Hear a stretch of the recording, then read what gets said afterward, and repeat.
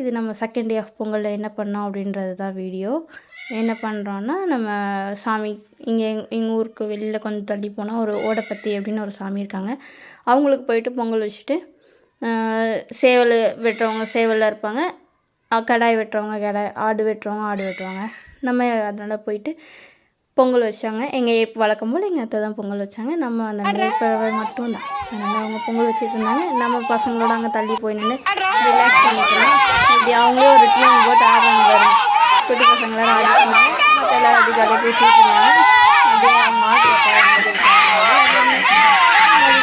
சாமி கும்பிடுவாங்க.